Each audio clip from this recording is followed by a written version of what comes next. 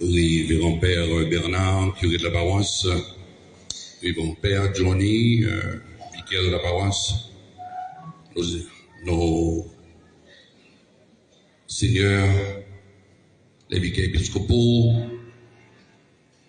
je ne sais pas s'il y en a ici ce soir, chers confrères dans le sacerdoce, peuple de Dieu.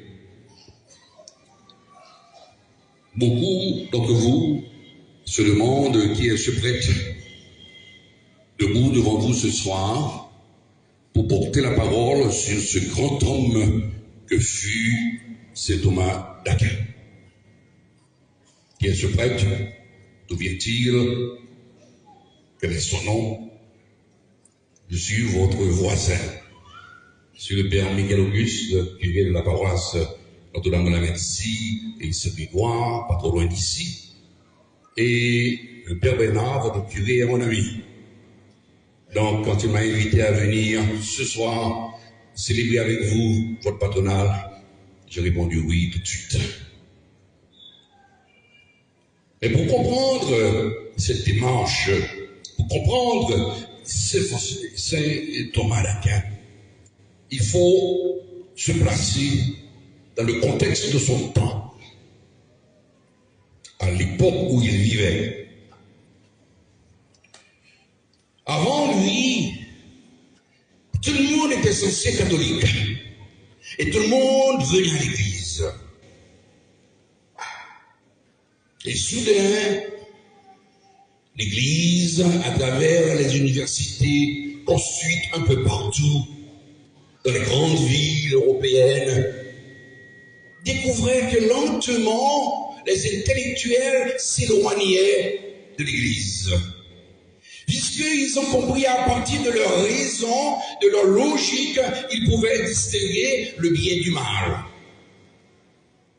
À partir de la logique, ils pouvaient comprendre ce qu'il fallait faire et qu'ils n'avaient pas besoin de prêtre, d'un évêque, pour leur dire il faut éviter ce mal, il faut éviter cette injustice.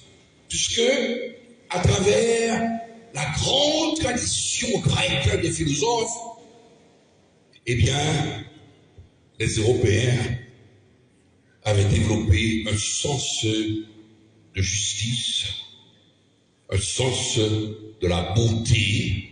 Pourquoi ils construisaient de grands châteaux, de belles cathédrales et basiliques. Ils avaient compris l'importance de la démocratie, le respect du bien commun, le souci du bien-être collectif. Il y avait des notions humaines qu'ils maîtrisaient et qu'ils pratiquaient et qui les rendaient de plus en plus humains. Et ils s'éloignaient de l'Église. Sans comprendre que, justement, Dieu nous a créés pour être très humains. Et notre humanité devrait logiquement nous rapprocher de Dieu, notre Créateur, devrait nous rapprocher de la divinité. Malheureusement, l'homme toujours dans son orgueil. Et aujourd'hui, nous vivons ça en Haïti. Les gens qui sont des professeurs, les intellectuels, les avocats, les médecins, dans leur grande majorité, ne viennent pas à l'église. Le petit peuple vient à l'église. Mais les intellectuels, ceux-là qui savent lire, ceux-là qui réfléchissent, ne viennent plus, ou presque plus, à l'église. Ça, c'est une défaillance de notre part, mais aussi un signe d'orgueil de leur part. C'est dans ce contexte-là que Thomas, influencé par son maître Albert le Grand, a compris qu'il fallait adresser ce problème. La raison ne devrait pas être l'homme de Dieu, parce que Dieu est la source suprême de la raison. L'intelligence humaine ne devrait pas éloigner l'homme de Dieu, puisque Dieu est lui-même la source de toute intelligence, comme nous venons d'entendre dans la première lecture. La connaissance et la logique, ces concepts ne devraient pas éloigner l'homme de leur Créateur, Dieu. Et voilà que Thomas, héritier d'Aristote, héritier de cette longue tradition philosophique grecque, mais aussi héritier de la révélation catholique et chrétienne, maître,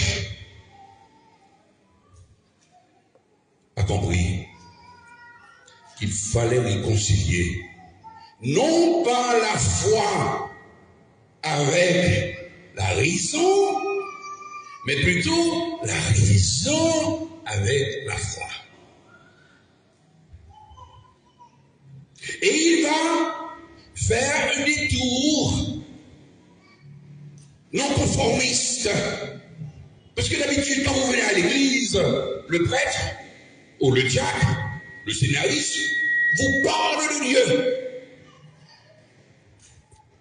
Il ne vous parle pas de la logique, il ne vous parle pas de l'intelligence, il ne vous parle pas des notions de justice ou bien de beauté ou bien de grandeur, d'équité. Généralement, vous venez à l'église, on vous parle de Dieu, on vous parle de la Vierge Marie, on vous parle des saints, on vous parle de l'intercession, du pouvoir des saints à obtenir des grâces, des faveurs pour nous. Et le danger qu'il y a de tout ça, c'est que quand vous vivez dans une société où vos problèmes les plus primaires sont résolus, et que vous n'avez pas besoin de prier un saint pour trouver du travail, vous n'avez pas besoin de prier un saint pour aller à l'hôpital, pour vos soins de santé, quand vous n'avez pas besoin de prier un saint pour obtenir un visa, quand vous n'avez pas besoin d'un saint pour avoir de l'argent pour acheter une voiture, quand vous vivez dans un pays où vous n'avez pas besoin de l'intercession des saints, ou bien vous n'avez pas besoin de venir à l'église pour crier bien fort, petite maman Marie, par contre petite bataille, quand vous n'avez pas besoin de tout ça, eh bien qu'est-ce qui arrive? Soudain, votre foi est ébranlée et vous devenez tiède et inévitablement, vous allez cesser d'aller à l'église parce que vous n'avez plus besoin d'église. Puisque l'église était tout simplement un moyen pour vous de subvenir à vos besoins. Ce n'était pas une relation personnelle, individuelle, communautaire, développée avec votre Créateur, avec votre Seigneur, avec votre Sauveur. Votre foi était conditionnelle. Et Thomas avait compris ça. Professeur de philosophie et de théologie, il a commencé à enseigner ses frères, les séminaristes dominicains, d'abord pour les préparer à affronter ce grand changement qui s'opérait dans la société européenne. Il faut réconcilier la raison avec la foi. Il faut porter une parole capable de toucher les cœurs des intellectuels pour qu'ils ne cessent pas de s'éloigner de Dieu et de l'Église. Regardez, combien d'intellectuels avons-nous ce soir dans cette assemblée? Combien de gens avec des doctorats avons-nous dans cette assemblée? Comme je le disais tantôt, les gens qui savent, les gens qui ont une certaine connaissance, généralement, ne viennent plus à l'église. Ou s'ils viennent, ils viennent occasionnellement pour des funérailles, pour des mariages, pour des baptêmes, pour des activités purement sociales, non pas comme un témoignage de foi. Et Thomas avait compris cela. Et il a préparé, il voulait préparer ses frères dominicains pour répondre à ce défi. Comment interpeller les intellectuels? Comment les aider à comprendre que, oui, la raison est capable de porter l'homme à découvrir certaines valeurs et même à arriver à une certaine connaissance de Dieu. Mais la révélation, la foi, comme nous venons de l'entendre dans la deuxième lecture, dirige Paul dans sa lettre aux Corinthiens, l'amour, la charité qui vient de Dieu est supérieure à tout. J'aurais beau parler toutes les langues, si je n'ai pas l'amour, cela ne mène à rien. J'aurais beau avoir la capacité d'interpréter la position des astres, si je n'ai pas l'amour, ça ne mène à rien. J'aurais beau être capable, en fermant les yeux, de multiplier 340 000 par 760 et d'obtenir le résultat automatiquement, comme dans une calculatrice. Si je n'ai pas l'amour, cela ne sert à rien. J'aurais beau maîtriser la technique pour faire voler les avions et même des fusées jusque sur la planète Lune. Si je n'ai pas l'amour, cette connaissance ne sert à rien. J'aurais beau développer des techniques et capables d'opérer quelqu'un sans avoir à ouvrir son abdomen et arriver jusqu'à son cœur.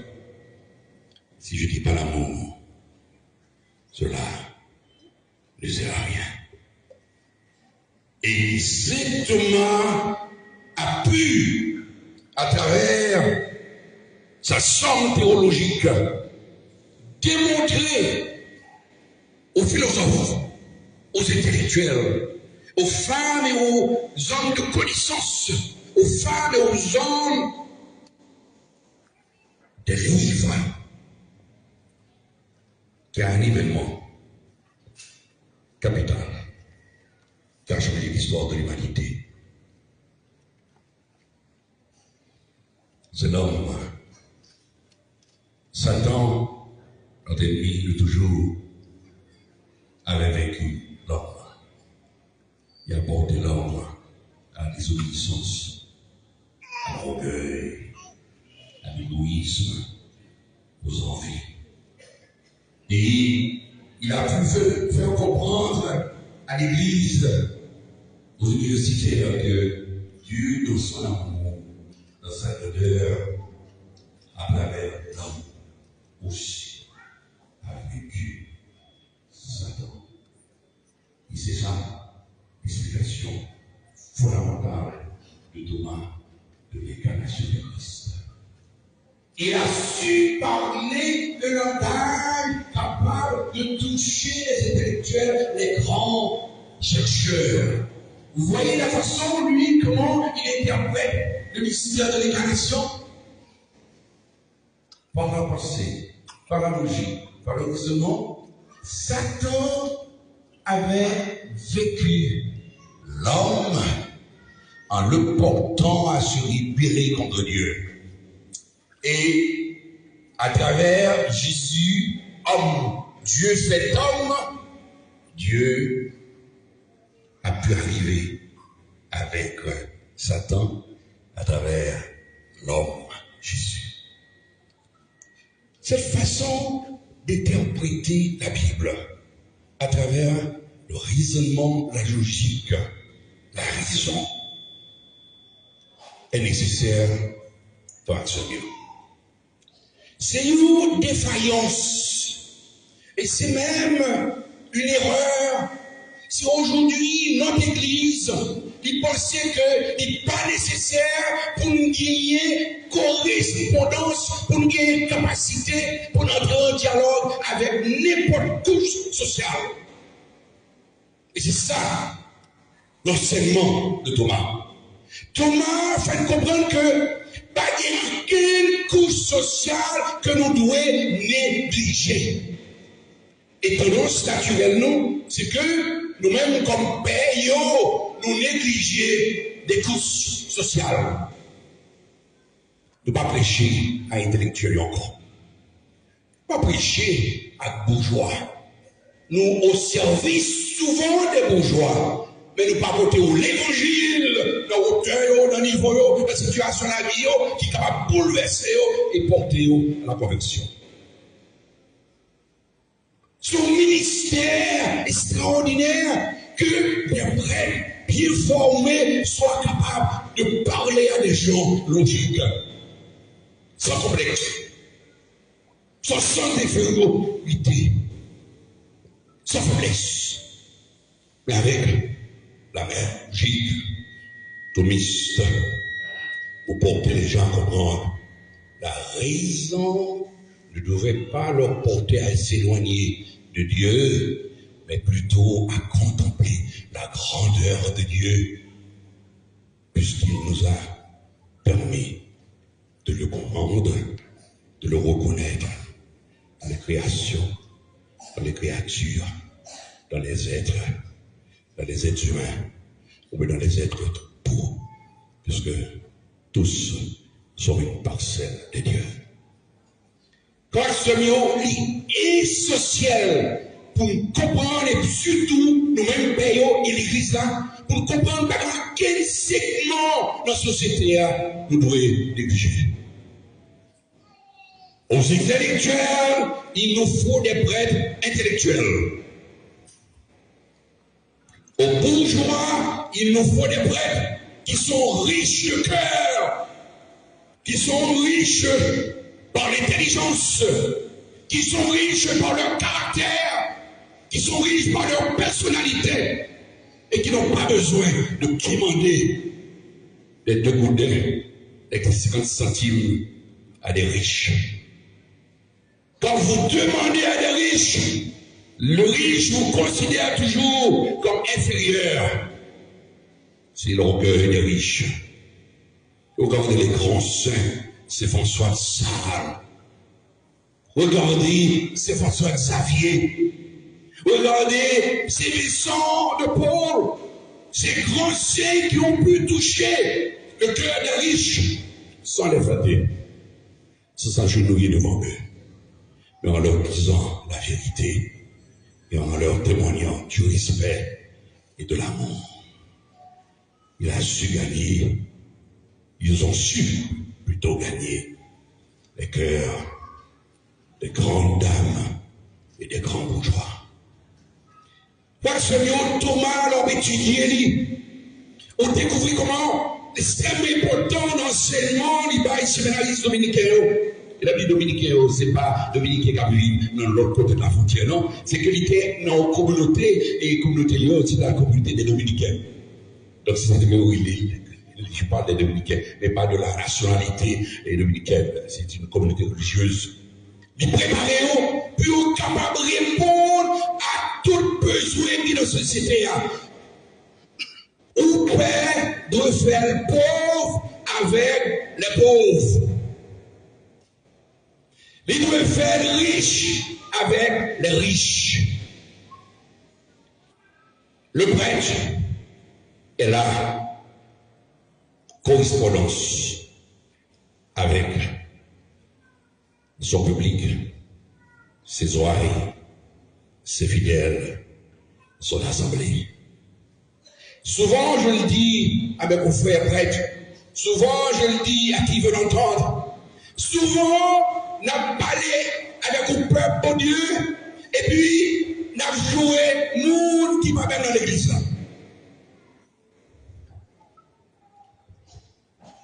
Et comme si par exemple, David Assoya, et puis m'a parlé avec peuple bon Dieu devant nous, et puis m'a joué un ministre, il dit ça va là. M'a joué monde dans le gouvernement, il n'est pas là. M'a joué bourgeois, il n'est pas là. Et souvent, si nous devons, m'a joué. Souvent, les gens devant, on va jouer. Ça va maintenant. Amen.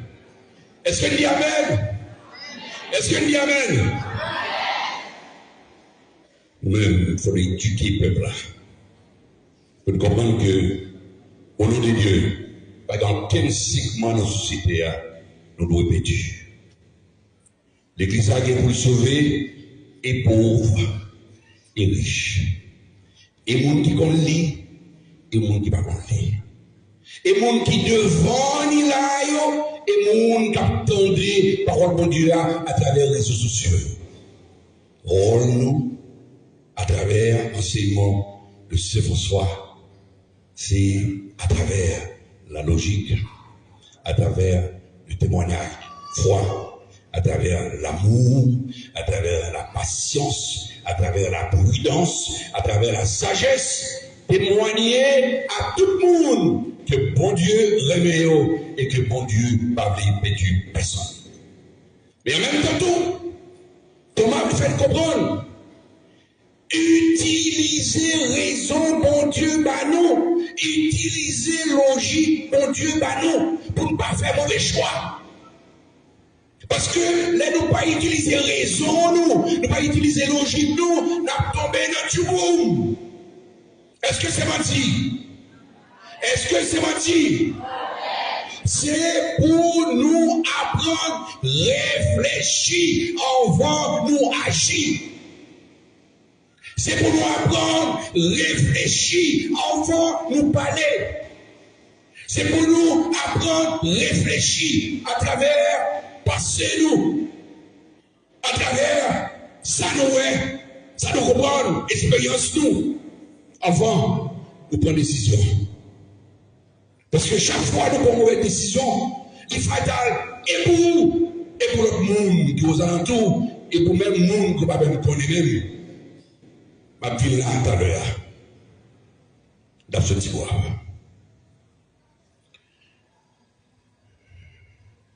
Chalon, dans zone côté de l'ouest, route là, petit gens classé. Gon machine qui descend. Soit descend, il est tout à fait normal pour qu'il ait au droite. Il double sur le gauche, il passe sur la batterie sur le droite. Il continue sur le gauche à vitesse et il prend deux motocyclettes. Il est sur le paillot, il prend deux motocyclettes. Erreur de jugement, manque de logique, manque de sagesse, manque de réflexion, manque de respect pour la vie des autres, quel que soit ça lié à. C'est au manque de tempérance qui fait monsieur pousser comme ça, il frappe deux motocyclettes. Il y a un qui dit 3 personnes sur lui, il y a un qui dit 2 personnes sur lui. Donc il est taillé, il ne connaît pas. Sur moi-même d'obligé pour continuer. Manque de sagesse au monde, dans la cause 7 personnes dans l'hôpital, dans la cause 3000 personnes dans une situation difficile, dans la cause peut-être même à l'homme au Cameroun. Mais, pour ces réflexions plus loin, si nous vivons dans nos pays, côté route montée et côté route descend, c'est un séparatoire. Mon cap descend, yo descend, mon cap monte, yo monte, pas de possibilité pour que mon cap descend, il quitte route descendre pour prendre route mon cap monte. La logique et la raison montrer l'importance pour qu'il y ait une bonne route, pour que vous respectez le code de la route et pour respecter comment vous faites une bonne route. Si route là fréquentée et si c'est route nationale pour la protection des vies et des biens.